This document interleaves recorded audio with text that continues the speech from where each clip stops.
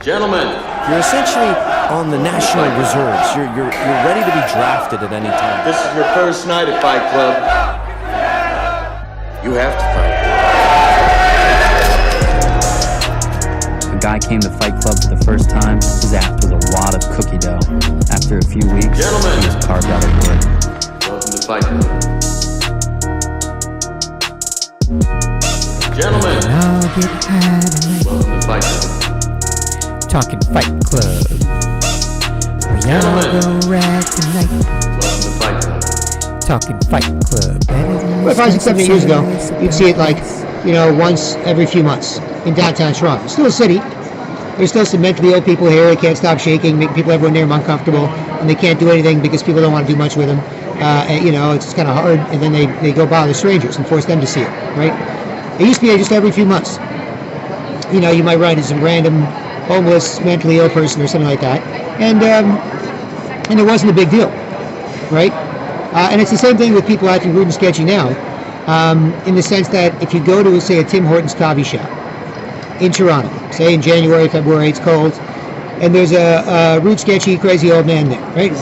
Scratching his head, force people to look at him, wiping his nose, shoving something in his mouth, can't talk. It makes people, usually makes people near him uncomfortable, right? But it's cold, he paid $1 for a coffee, and he's sitting inside a Tim Hortons, right? That rude, sketchy old man will sit there for a couple of hours, right? Just trying to force people to see him look sketchy. Polite Canadians will come in and just politely ignore him, right? Just look away, just uncomfortable enough. You don't want to make him do anything more or do anything with him or whatever. Keep your self-respect, don't lose yours, take anyone else's, don't bother anyone, feel bad, for goodness sakes, right? And the rude, sketchy person will enjoy being ignored for hours. You might be like, why does that rude, sketchy, homeless person or whoever like being ignored so much? And the thing is, if you're never nice to people, right? You always bother people who don't like it until they don't like you, right? If you never show any respect or get any respect from people, then the best you can possibly do is to be not that bad and not bothered, right? Every time I'm near someone, they go, ew, yeah, or they force me to go, ew, yeah, and that's not good. But if I can go near someone, they don't go, ew, yeah, and they don't make me go, ew, yeah, then it's the best I can do. Right, so that's why. And same thing with a lot of people, acting rude and sketchy, bothering people who don't like it till you don't like them, and then making it hard to look at, talk to each other, and then bothering strangers who don't like it till they don't like them, and then it's sort of all people do. I mean, you can't stop them because what else can they do, right? At least you can't. Nice to people, look at, talk to people, you just got to sort of make them put up with you, right? The more messed up people get. And people don't like it. Like I said, it's hard to force people to see you look ugly. People run across traffic, jump over cars, jump out of trees, hide behind mailboxes, sneak up on you, they bump into you, they rub up against you. Like a pretend, bitchy, sketchy, ugly girlfriend zombie that hates you, doesn't care what you're doing, doesn't care what you're saying, doesn't care if there are other people around, make them uncomfortable, And I typically just, again, you don't want to bother anyone. People are already uncomfortable. It's happening. They're not happy. It's happening. People around are already this. They're just happy it's not happening to them. You can't say, hey, would anybody like this? You 20 people over there just chilling. Would you like this person to get worked up, force you to see him look ugly? And they're like, no, because I'm happy to help him. I'm like, look, man, if it's that easy, or women, or whatever, if it's that easy to sort of just go up to strangers and do that, like it's in Canada, it's polite Canadian. If you don't act rude, you don't get worked up and force people to put up with you, then it's easy to do certain things with just about anybody, right?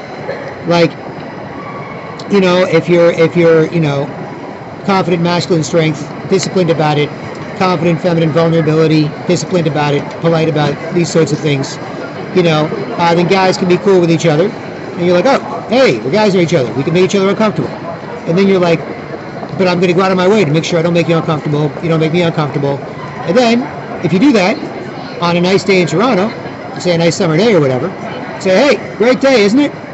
Because you acted like you weren't going to bother each other, so what you're saying is not suspect, right?